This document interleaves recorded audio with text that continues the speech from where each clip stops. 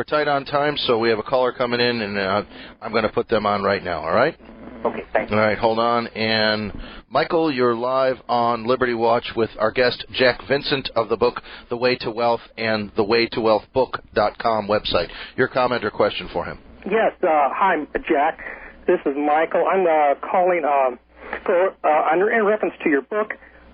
One of the common problems that, or the problem at the foundation of this country was that the corporations were given monopoly by the East Indian Company, and therein lied a lot of the laws, the basis of the law of the Constitution was to, in essence, to thwart the monopolies of companies, but we're right back into it with monopolies again in corporations. Wait a minute. Hold on, Michael. Name me a corporation that has a monopoly. Well, they have a monopoly through limited liability. They have a monopoly over the individual, as in reference to business and trying to make a living at this point. Name one. What do you mean? Name one that has a monopoly. A monopoly through limited liability. Name one. Over the individual. Name one. All of them. Name one. Any of them. Name one. Any of them, sir. Name one, please. I'm telling you, any of them. All of them. They have a limited liability, which the individual doesn't have. They have an unfair. Michael, pardon my interruption. We're tight on time. I'm not trying to corral you.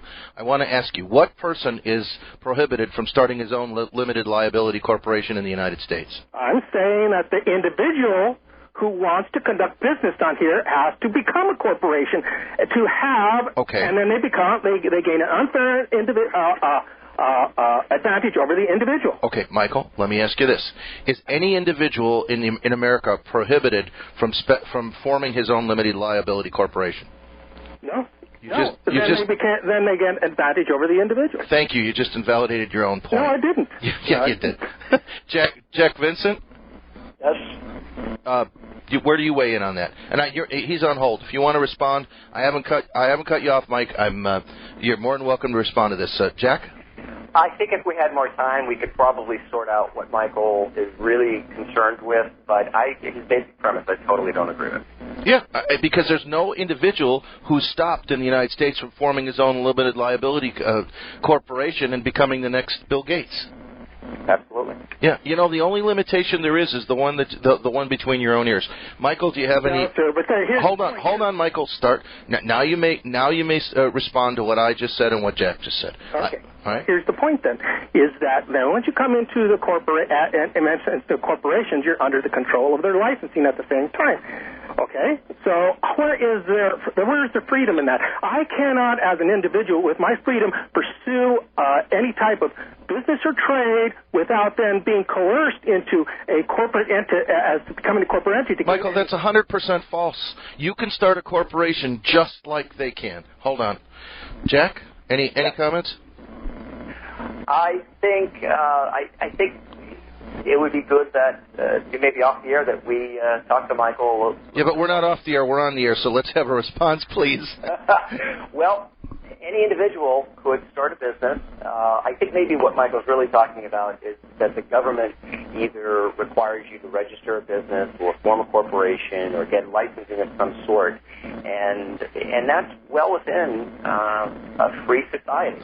Right, but you don't have to have a corporation to compete. You can be an individual business, non-incorporated. I own an advertising specialty company. For 18 years, I still do, and I didn't need any licensing, and I could compete with any corporation. Sure. In fact, I benefited from corporations who made the stuff that I sold. And so the fact that they had a corporation was a tremendous advantage to me as an unincorporated business. It makes no sense to me. All right, on to the next caller, and who will be the last caller of the day. Hi, you're live on Liberty Watch with your ringmaster Charles Heller and Jack Vincent. Your first name, please. Hi, it's Greg. Greg, you're on the air. What you got to do? Charles, I have to correct you on one thing. Please do. There is no such thing as a limited liability corporation. It's either a corporation or a limited liability company. Okay, That's fine. Corporation. Fine, I accept you. I stand corrected, but I've heard LLC called limited liability corporation. It's incorrect, sir. It's incorrect. All right, I accept. You can ask an accountant. I accept your correction on its face. Okay, thanks. Be my pleasure. Look, if I'm wrong, I don't want to be right. I want to be correct. I don't have to be right. And if I say something wrong, by all means, you hear me say something wrong, call in and correct it. That's fine. All right, Jack Vincent, I had a whole bunch of stuff I wanted to get to we're not going to get to, but talk about for a moment about Ben Franklin's principles of thrift, he used an example about his new coat. Maybe you can tell the audience about that. Yes, that's a great story. In The Way to Wealth, The Way to Wealth is a book that's written in story format, and the principles are very clearly demonstrated, the benefits for the consequences. So the narrator of the story is a person called Mr. Abraham. He was really Benjamin Franklin, and Benjamin Franklin goes to the auction, and he had the intentions of buying a new coat. And after giving his speech to all the people that were asking him, how do we help ourselves become more prosperous and pay our bills and so forth, he realized to himself, the coat I'm wearing is in good shape. It should last me an additional season or two.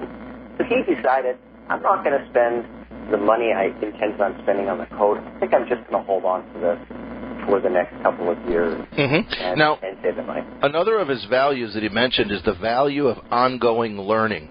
And to that end, towards the back of your book, The Way to Wealth, the special edition, you mention a number of resources. What are some of the resources you recommend for people to continue learning about prosperity? Well, at the time I wrote that, we did not have Passages to Prosperity on our website. That's the first place I would recommend that they go. Passages to Prosperity? The Path to Prosperity, it's on my website, thewaytowealthbook.com. However, there are many other resources. Dave Ramsey has some very good resources, and so does Susie Orman, regarding financial concepts, more technical skills, how to invest, how to set up a budget, those sorts of things. But Benjamin Franklin focused on the principles, and the Path to Prosperity on my website builds on those principles and gives the person actual steps to take in between each segment of the course, so that they can begin building these principles that have made so many people wealthy and prosperous into their own life. Do you find it interesting that Ben Franklin encouraged others to correct his work? I think it's fantastic. It's interesting, and it's right. I have to compliment you, Charles. I feel the same way, that when you are in error, you should be appreciative of the person that shows you the only way to be right when you're wrong is to be right. Is to be corrected, yeah. And then, Mekol Malamdi His Kowalti on my grandfather's tombstone, by all my teachers am I made wiser. By the same token, you have to be able to resist a philosophy that isn't anchored in truth. And I got to tell you that if you're going to sit there and worry about the way that this country is structured as a reason you can't succeed, you've just written a prescription for your own failure. Absolutely. Prosperity is built. You have to do something. That's right. Man must sit for a very long time with mouth open on mountainside for roast duck to fly in. All right, we're down to station identification time. Jack, you've been a joy and a pleasure. Have a great day.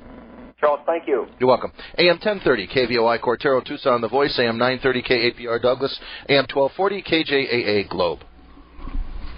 On The Voice, AM 930, KAPR Douglas, AM 1240, KJAA Globe.